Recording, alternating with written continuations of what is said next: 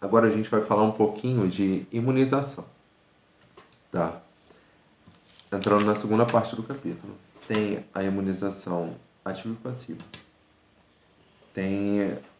Dependendo da literatura, eu vou apresentar as 4 formas que se apresentam a imunização.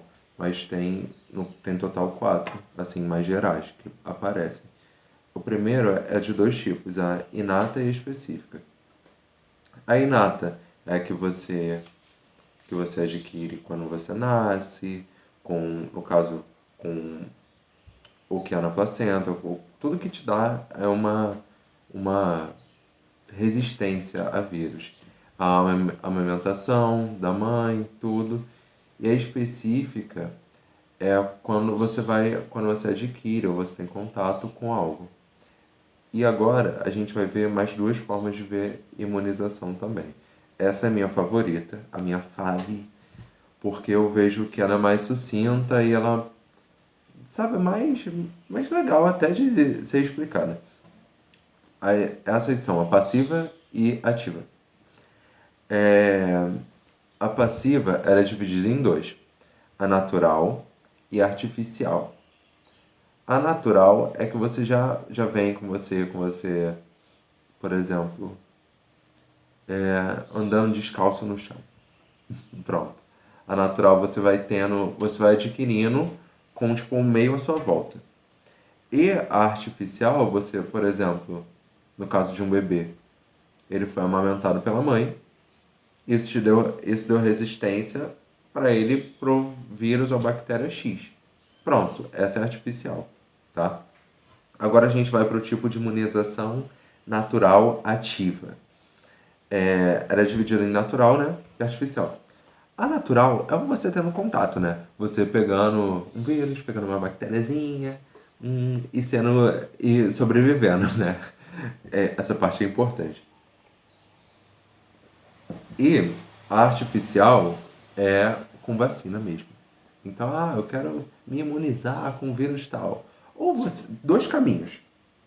Ou você tem o vírus e vive depois do vírus, ou você se vacina, tá?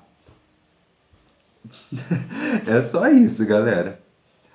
Aí, agora é importante a gente falar também de soro e vacina. Agora a gente vai para os slides de soro e vacina.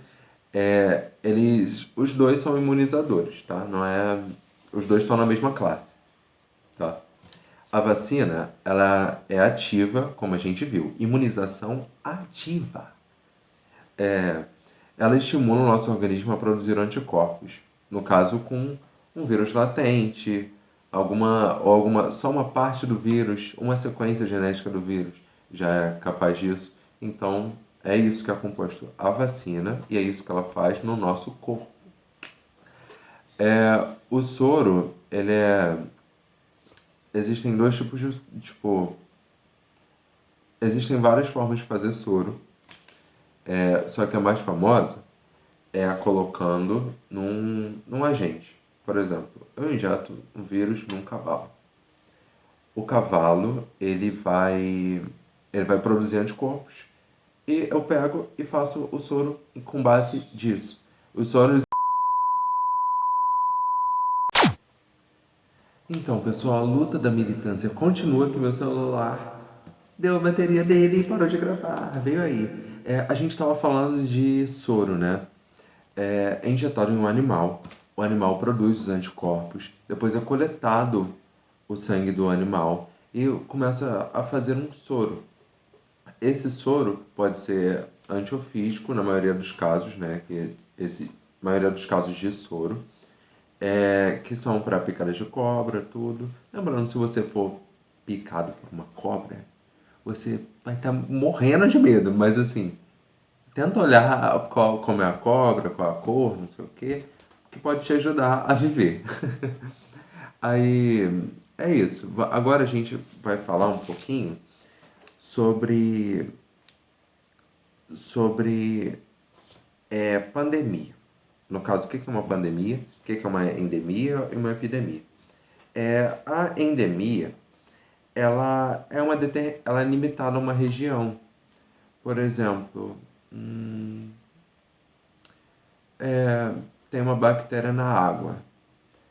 Habitantes daquela região bebem essa água.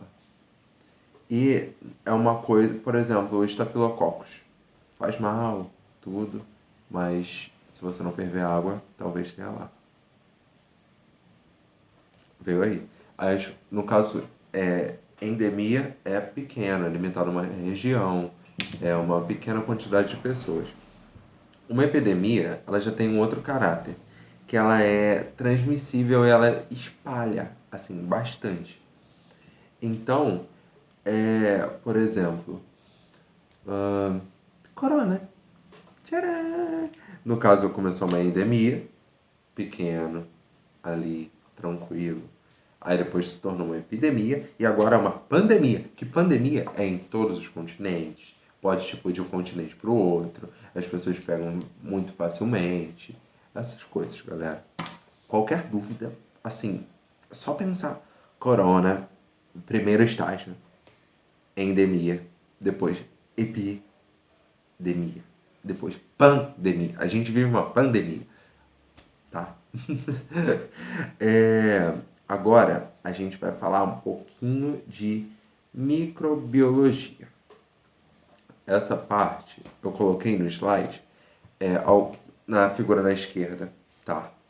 Algumas variações, né, de anatomia mesmo, mas vocês têm que saber que a base anatômica de um vírus mesmo, dentro dele tendo RNA viral, como está na imagem. Aí depois tem um capsílico, né? Uma proteína de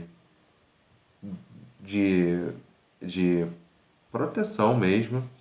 E depois tem as proteínas de envelope. Essas proteínas de envelope, elas servem para entrar na célula. Entendeu? Por exemplo, vírus do HIV. Ele usa essas proteínas de envelope que estão na camada externa dele para entrar na célula. Por isso que, como toda célula, né, invasora. Só que o diferencial desse vírus é que ele modifica proteicamente a, a sua proteína de envelope. Então isso dificulta muito na produção de uma vacina. Mas a vacina tá vindo, confia. E é isso, galera. Tipo, essa é a anatomia do vírus. O RNA viral tem um capsílico, ou pode ter qualquer coisa protegendo, e as proteínas em volta. Tem essas variações ali de que tem um tubo, que tem cíclico, que tem espiral, tem de várias formas, mas é tudo a mesma anatomia. Entendeu? Só o que muda mesmo é o DNA viral e a anatomia. Mas é isso. Agora, a anatomia de transmissão do vírus. O vírus entrou na sua célula. A maioria dos vírus de RNA, eles vão se proliferar no citoplasma da célula. E os de DNA, eles vão infectar a célula e vão diretamente para o núcleo. Que lá no núcleo eles vão destruir o núcleo e se proliferar por lá mesmo, entendeu? Agora, a gente vai falar um pouquinho sobre alguns vírus que são importantes na pauta para Enem, para essas coisas. No caso, a gente tem que sempre atentar para várias coisas. Por exemplo, tô com Covid. Não é vírus Covid, entendeu? É SARS, S-A-R-S, traço, CoV-2, entendeu? Esse é o vírus, entendeu? Por exemplo, AIDS, o vírus é o HIV. E, por exemplo, dengue. Tô com dengue, mas tem zika, tem chikungunya, entendeu? Atentar ao agente é importante, entendeu? Até principalmente em dengue, quando a gente vê, por exemplo, febre amarela. É a única, tipo, ela é transmissível pelo Aedes aegypti e também ela é a única com com vacina. É muito importante saber disso, tá?